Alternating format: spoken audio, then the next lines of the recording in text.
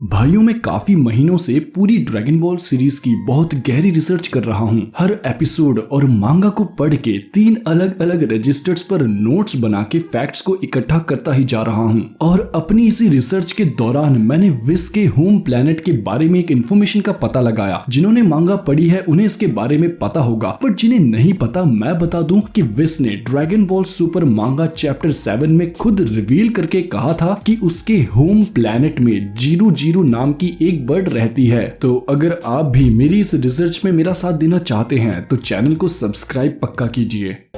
What levels? You see, Grand Sinnoh has carefully evaluated all 12 universes and assigned each one a ranking. दोस्तों, आपने कभी ये सोचा कि अगर ग्रैंड प्रीस्ट ग्रैंड हैं तो फिर बाकी प्रीस्ट भी जरूर होते होंगे? भाई, ग्रैंड का मतलब तो यही होता है ना कि एक ग्रुप में या किसी समुदाय में या सिंपल नॉर्मल चीजों में जो सबसे इंपॉर्टेंट हो, उनका लीडर हो, यानी उसकी महत्वाकांक्षा सबसे जरूरी हो। जैसे सेलिब्रेशंस काफी होती हैं, लेकिन ग्रैंड सेलिब्रेशन एक अलग ही चीज है। मस्ती सब करते हैं, लेकिन ग्रैंड मस्ती कुछ और ही है। ड्रैगन बॉल की कहानी में काइज काफी ज्यादा होते हैं, नॉर्थ काय, साउथ काय, किंग काय, सुप्रीम काय, लेकिन ग्रैंड काय और ग्रैंड सुप्रीम काय अलग ही होते हैं। तो क्या उसी तरह ग्रैंड प्रीस्ट भी बाकी सभी नॉर्मल प्रीस्ट में सबसे इंपॉर्टेंट हैं? मेरे कहने का मतलब ये है भाइयों कि क्या ग्रैंड प्रीस्ट के अलावा भी और भी प्रीस्ट मौजूद हैं? क्योंकि अगर ये ग्रैंड प्रीस्ट अकेला प्रीस्ट होता तो फिर इसके आगे हम ग्रैंड क्यों लगा रहे हैं? और अगर सभी एंजल्स जिन्हें हमने अभी तक देखा है वो सब ग्रैंड प्रीस्ट के ही सन और डॉटर हैं, तो इसका मतलब पक्का एक अलग से दुनिया होगी जहां पर बहुत से एंजल्स नॉर्मली रहते होंगे जैसे मॉर्टल्स रहते हैं। पक्का एंजल रेम नाम की भी एक चीज होगी जैसे कि मॉर्टल रेम है। हेलो भाइयों, स्वागत है आप सभी का आज की इस खास एक मिनट आज की इस ग्रैंड वीडियो में। तो अगर ये टॉपिक आपको अच्छा लग रहा है तो जल्दी से इस वीडियो को अपना ग्रैंड लाइक दीजिए। तो भाइयों, मेरी थ्योरी के अकॉर्डिंग जिस तरह ड्रैगन बॉल की कहानी में एक मॉर्टल रेम है, पक्का एक एंजल रेम भी होता होगा जहां एंजल्स का खुद का प्लेनेट होगा और वहां बहुत से एंजल्स रहते होंगे जो कि मॉर्टल्स के मुकाबले बहुत ताकतवर हैं। उनके लिए अल्ट्रा इंस्टिंक्ट उनकी लाइफस्टाइल का एक हिस्सा होगा। और एंजल्स के लिए अल्ट्रा इंस्टिंक्ट एक्चुअल में क्या है, इस बात को जानने के लिए फ्लैश वे कार्ड वाला वीडियो देखिए। सच बता रहा हूं, आपका दिल खुश हो जाएगा। और इन्हीं एंजल्स के प्लेनेट में कुछ प्रीस्ट भी होंगे जिनमें ग्रैंड प्रीस्ट सबसे इंपॉर्टेंट है और वो ओमनी किंग के साथ रह के अपनी ड्यूटीज को फॉलो करते होंगे। और एंजल्स के इन्हीं प्लेनेट में सबसे ज्यादा इंपॉर्टेंट यहाँ के रूल्स, रेगुलेशंस, लॉज और एंजल कोड ही होंगे। और सिर्फ ग्रैंड प्रीस्ट के एंजल सन और डॉटर ही उस लायक हों जो कि यूनिवर्सेस के एंजल बन सकते हैं मॉर्टल रेम में। आसान शब्दों में भाइयों, एक ऐसा प्लेनेट जहां लाखों एंजल्स रहते हों, लेकिन कुछ चुने गए एंजल्स ही मॉर्टल रेम में यूनिवर्सेस के एंजल्स बन पाते हैं। बहुत लोगों का मानना ये भी है कि क्या पता सभी 12 यूनिवर्सेस के एंजल्स ग्रैंड प्रीस्ट के बच्चे ना हो, मे भी कुछ एंजल्स ग्रैंड प्रीस्ट के ही बच्चे हों और बाकी जो एंजल्स हैं वो दूसरे एंजल्स हों। तो भाई, जो लोग ऐसा सोचते हैं उनके लिए भी ये थ्योरी फिट बैठती है। मे भी सभी यूनिवर्सेस के एंजल्स ने क्वालिफाई किया हो खुद को उस एंजल की पोजीशन पर बैठने के लिए। और इन्हीं क्वालिफाइंग एंजल्स में कुछ एंजल्स ऐसे भी हों जो ग्रैंड प्रीस्ट के ही बच्चे हैं। बट फिर भी जब तक हमें कुछ प्रॉपर नॉलेज नहीं मिल जाती, हम लोगों को यही अज्यूम करना होगा कि सभी एंजल्स ग्रैंड प्रीस्ट के ही बच्चे हैं। अब ये जो एंजल होम प्लेनेट और एंजल रेम और ये एंजल्स का चुना जाना, ये सब तो मेरी ही थ्योरी है, लेकिन मेरे पास एंजल्स के प्लेनेट के बारे में कुछ 100% एविडेंट फैक्ट हैं। विस ने खुद बताया है अपने होम प्लेनेट के बारे में जहां जीरू जीरू नाम की एक बर्ड पाई जाती है। तो बात है उस वक्त की जब यूनिवर्स 7 के 6 फाइटर्स यूनिवर्स 6 के 6 फाइटर्स से एक टूर्नामेंट में लड़ने जा रहे थे। ये वही टूर्नामेंट है जब गोकू और वेजिटा पहली बार काबा, हिट और फ्रॉस्ट से मिले थे। तो जब विस इन सब को लेके जा रहा था तो सफर थोड़ा लंबा था। तो ये लोग क्या करते हैं कि कुछ अंताक्षरी टाइप का एक गेम खेलने लगते हैं टाइम पास के लिए, जिसका नाम था श्री तोरी। ये टाइम पास वाला गेम बिल्कुल सेम था जैसे हम लोग आपस में एटलस वगैरह खेलते हैं कि तू बोल आसाम से, अब मैंने मेघालय बोला, अमेरिका, तो समथिंग लाइक दैट। तो सभी लोग एक एक वर्ड बोलने लगते हैं अपनी अपनी टर्न्स के अकॉर्डिंग। आप यहाँ पर देख सकते हैं कि किसने क्या बोला। मास्टर रोशी बोलता है पैंटीज, जैको बोलता है स्वॉर्ड, चीची बोलती है परवी की ओल्ड मैन और फिर विस बोलता है जीरू जीरू।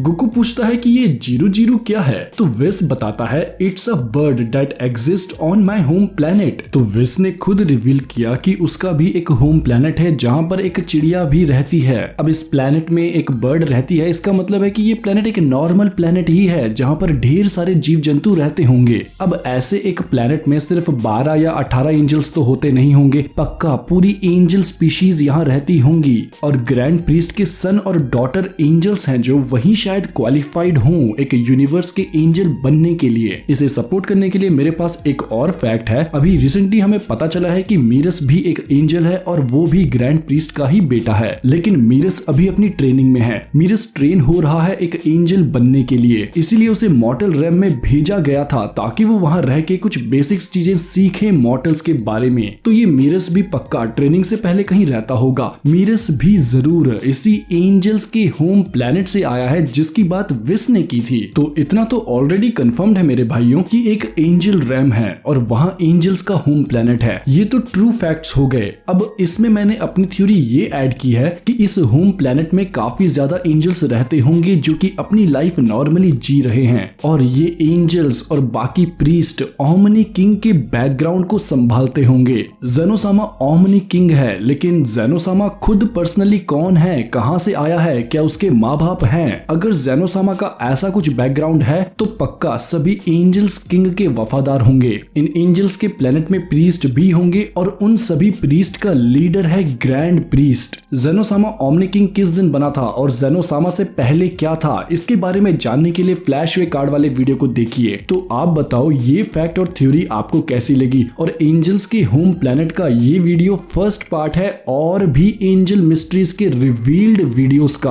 अगर आपको ये रिसर्च, मेरी वीडियोस, मेरी मेहनत पसंद आई है भाइयों और आप चाहते हैं कि मैं हमेशा पूरी मेहनत से ऐसे ही फैक्ट्स ढूंढ के आप सबके लिए लाता रहूं, तो प्लीज वीडियो को लाइक करके सपोर्ट कीजिए और अगर आप नए हैं तो सब्सक्राइब कीजिए। मैं मिलूंगा आप सबको नेक्स्ट वीडियो में, तब तक के लिए खुदा हाफिज़, सादर प्रणाम।